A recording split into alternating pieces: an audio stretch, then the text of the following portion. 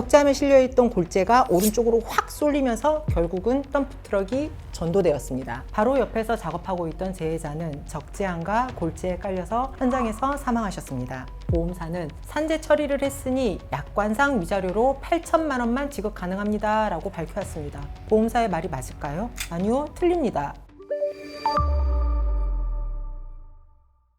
안녕하세요. 법무법인 태솔의 주수옥 변호사입니다. 오늘은 중대재해 사건의 경우에 유족이 받게 되는 최종 보상금이 얼마나 되는지 알아보겠습니다. 저희 법인이 수행한 최근 성공 사례를 가지고 설명드릴까 합니다. 이 사건은 작년 5월 30일에 발생하였고 거의 1년이 걸려서 마무리되었습니다. 재해자는 건설 일용직 근로자였습니다.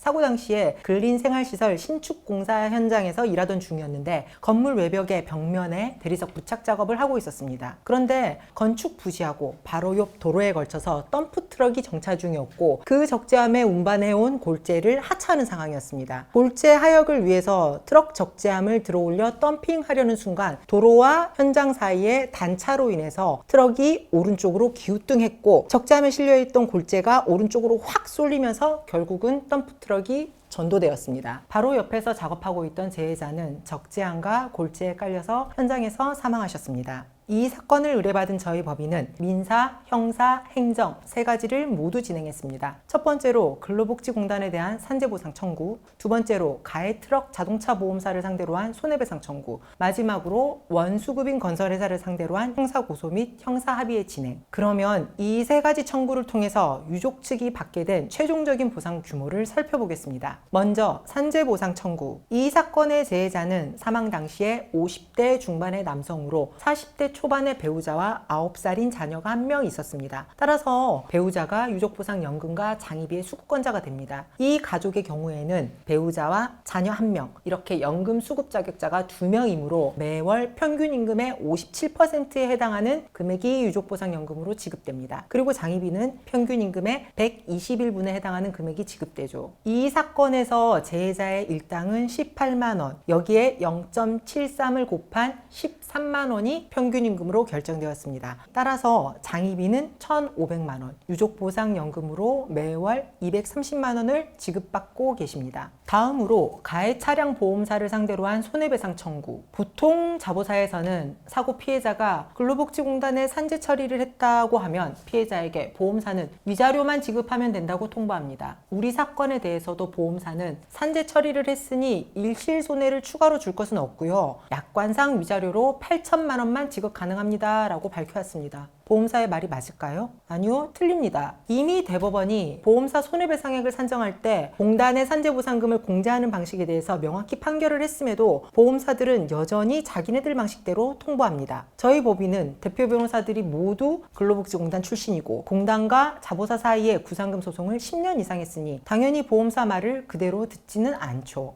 대법원 판결문을 찾아서 보내고 우리가 맞게 계산한 손해금액을 제시한 후에 협상에 들어갔죠. 처음 8천만 원을 제시했던 보험사는 위자료 특인 조항을 적용했다고 하면서 1억 원을 얘기했고 그 이후에는 경제적 손해를 추가했다고 하면서 1억 3,200만 원, 최종적으로는 1억 6,200만 원에 합의를 했습니다. 유족은 이 사고 후 10개월 만에 보험금 1억 6,200만 원을 수령하였습니다. 당초 제한된 8천만 원의 2배가 넘는 금액을 보상받게 된 것이죠.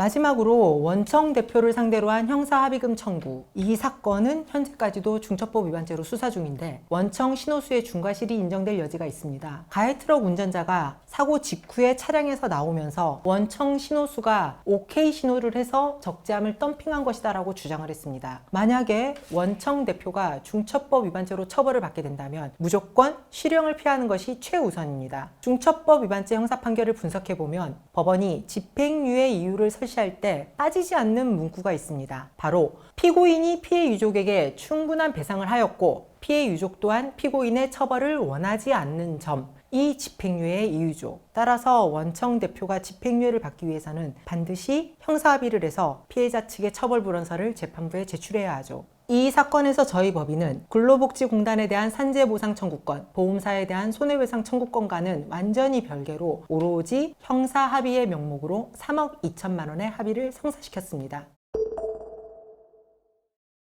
그러면 저희 법인이 처리한 이 사건에서 유족이 받은 보상의 규모를 정리해 볼까요? 30년간 유족보상연금을 받는다고 가정하면 8억 2,800만 원, 장의비 1,500만 원, 자동차 보험사에서 1억 6,200만 원, 그리고 원청으로부터 3억 2천만 원, 합계 13억 2,500만 원입니다. 이러한 합의 결과는 그냥 막무가내로 우긴다고 되는 것이 아닙니다. 법리적으로 타당한 주장을 하고 우리의 주장을 뒷받침할 대법원 판례를 제시하고 정확하게 배상 금액을 산정해서 보여주었기 때문에 상대방도 받아들인 것이죠. 중대재해 사건은 보통 누가 봐도 업무상으로 사망한 것이 분명합니다. 그래서 산재보상금이나 형사합의금을 쉽게 받을 거라고 생각합니다. 그러나 누가 사건을 처리하느냐에 따라서 보상금 액수가 수천만 원에서 수억 원까지 차이가 날 수 있습니다. 그렇기 때문에 중대재해 사건은 반드시 전문가와 상의하시기 바랍니다. 이상 법무법인 태솔의 주수옥 변호사였습니다.